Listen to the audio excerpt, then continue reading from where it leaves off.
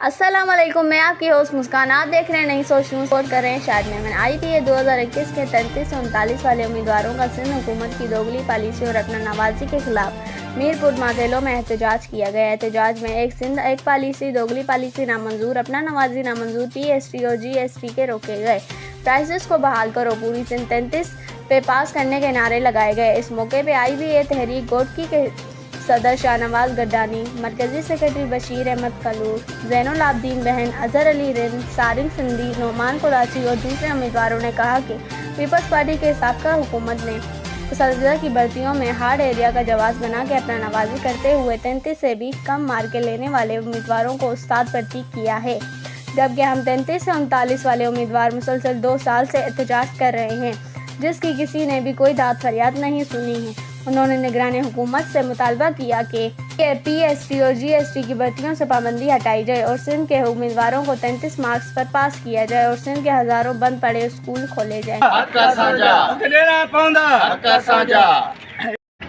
अज जो ही एहतजाज IBA 2021 जे 33 खां 39 मार्कूं रखंदड़ उम्मीदवारनि जो एहतजाज आहे, जेको गुज़रियल 2 सालनि खां वठी हलंदो पियो थिए। ऐं गुज़रियल 2 सालनि खां वठी असां पूरी सिंध जे हर शहर, हर प्रेस क्लब ते एहतजाज कया आहिनि, सिर्फ़ इन्ही जे लाइ त असां सां इंसाफ़ कयो वञे।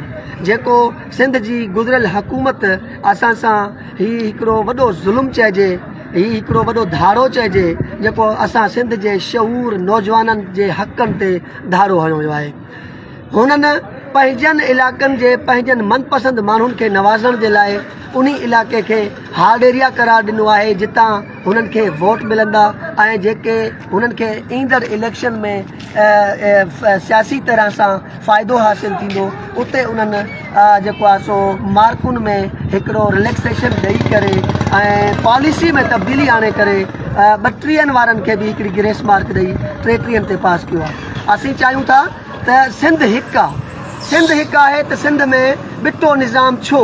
सिंध में असां सां बि हिकिड़ो ई निज़ाम मुतारिफ़ कराए करे असां सां बि इंसाफ़ कयो वञे। असीं बि सिंध जा रहाकू आहियूं, सिंध जा ॼाया जपना आहियूं, हिते ई असां आहियूं, न कि असां कश्मीर जा आहियूं, न कि असां फ़लस्तीन जा आहियूं, न कि असां कंहिं इंडिया जा आहियूं।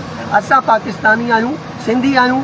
असां मुतालबो था कयूं निगरान हुकूमत खां ऐं जस्टिस हाई कोर्ट कराची जज साहिबनि खां त ईंदड़ 15 नवंबर ते जेकी असांजे केस जी हाज़िरी रखियल आहे, असां पुरउमीद आहियूं, साईंरनि खां मुतालबो था कयूं त ख़ुदा रा असां सां इंसाफ़ कयो वञे ऐं असांखे पंहिंजा हक़ 33 खां 39 मार्कुनि वारनि खे पंहिंजा हक़ ॾिना वञे। इस वीडियो को लाइक करें, हमारे चैनल को सब्सक्राइब करें और बेल आइकन जरूर प्रेस करें हमारी न्यू वीडियो सबसे पहले देखने के लिए।